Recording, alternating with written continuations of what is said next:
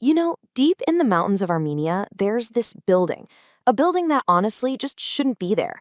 It's this perfect Greco-Roman temple, standing against all odds.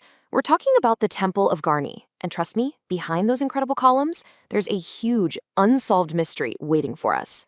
So, take a look at this. This is the Garni Temple. I mean, first glance, you'd swear you were in Greece, right? Or maybe Italy, but nope. This stunner is way out east, about 30 kilometers from Yerevan, Armenia's capital.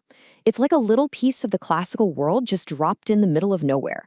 It's a total one-off, the only survivor of its kind in the entire region, which makes it, unbelievably important. And here's the thing. For a long, long time, everyone thought they had it all figured out. But the more historians and archaeologists dig, the messier the story gets. So what was it really for? Was it a temple for a sun god? Or was it something completely different, hiding right under our noses? That's the puzzle we're going to try to piece together. Okay, so to really get into this mystery, you have to appreciate just how weird it is for this building to even be here. I mean, the location alone is just epic. It's perched on this cliff, basically a natural fortress overlooking a river. And the style? It's pure classical Ionic, all made from local stone. But that's the thing, you just don't find this kind of architecture around here. It really is like a slice of Rome was airlifted into the Armenian highlands. And that's our first big clue. All right, let's kick things off with the main theory. This is the story you're most likely to hear if you were to visit the place yourself. So on the surface, it all seems to add up, right? The story goes like this. A king, Tiridates I, goes to Rome, gets crowned by Emperor Nero himself, and comes back home with a bunch of Roman craftsmen and a boatload of cash. We're talking 50 million drachmas to fix up his kingdom. So, around 77 AD, he builds this amazing temple and dedicates it to his favorite god, Mithra, the sun god. It's a great story, super compelling, and honestly, for a very long time, it was the only story. And this right here? This slab of stone is Exhibit A. It's the smoking gun for the temple theory. They found it back in 1945, and the Greek writing on it literally names Helios Tiridates as the founder. Now, Helios is the Greek sun god, which is a perfect match for Mithra. So for a lot of Armenian scholars, that was it. Case closed. The inscription proved it was a temple built by the king. But like any good mystery, there's always a twist, right? And the story of Garni is no different. There's one massive problem with this whole temple idea. Okay, so get this. In the early 4th century, Armenia becomes the very first Christian nation in the world. And under this guy, Gregory the Illuminator, they started a campaign to basically wipe out all the old pagan temples. They tore down every single one, except this one. Garni survived. So the big question is, why? Why was this one temple supposedly dedicated to a powerful pagan sun god left standing? That is the huge gaping hole in the temple theory. And that brings us to the other side of the debate, the competing theory, which is mostly pushed by scholars from outside of Armenia. They say, hold on, what if Garni was never a temple at all? What if it was actually a tomb?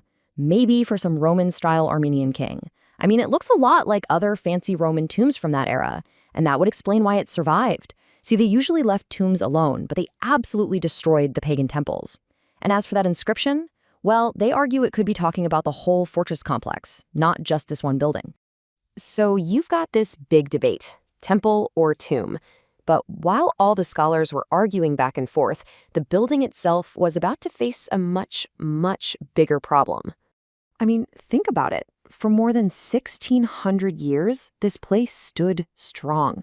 It survived the end of paganism. It watched Christian churches get built right next to it. But then, on June 4th, 1679, its luck finally ran out. A massive earthquake hit, and the whole thing just collapsed. And for almost 300 years, that's where the story ended. And this is what was left. Just a confused pile of beautiful fragments, as one traveler put it. It was literally a giant, heartbreaking jigsaw puzzle, with all the pieces just scattered everywhere. But, some legends just refuse to die. And in the 20th century, this incredible effort got underway to literally bring Garni back from the dead. Just look at this. I mean, wow. From that pile of rocks on the left to the stunning, complete building you see on the right, This was so much more than a simple repair. This was one of the most ambitious, most incredible reconstruction projects you can imagine, and it all happened between 1969 and 1975. So how did they do it? The team used this really cool technique called anastylosis.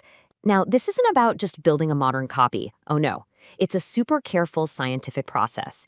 You have to find all the original stones, figure out exactly where each one belongs, and then put it all back together like the world's most complicated Lego set, only adding new bits when you absolutely have to.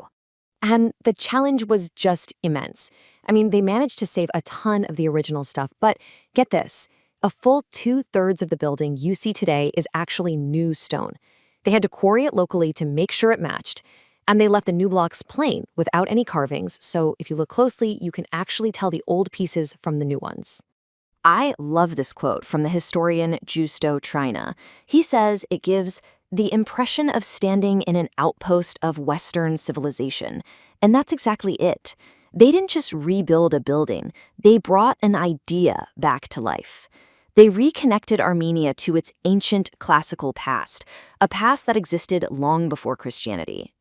And today, Garni means so many different things to so many people. It's a huge national symbol, it's one of the biggest tourist attractions in the country, and believe it or not, it's actually the main shrine for Armenia's modern neo-pagan movement. It's so important that it's even on the list to potentially become a UNESCO World Heritage Site. And you can see that importance in the visitor numbers. I mean, just look at that growth. In only 6 years, the number of people visiting almost doubled. This place isn't some dusty old ruin. It's a living, breathing part of Armenia's identity and a total must-see for anyone visiting the country. So when you think about it, from its mysterious beginnings to somehow surviving destruction, then being totally flattened by an earthquake, and then being brought back to life, the Garni Temple's story is just epic. It's a building that has simply refused to be forgotten. And that brings us all the way back to our big question. At the end of the day, does it really matter if it was a temple or a tomb? Because today, it's so much more than that. It's a symbol of resilience, of a country holding on to its history, and of the power of these old places to tell a nation's story. So what do you think a monument like this really represents? Maybe its meaning is still being built, one stone and one story at a time.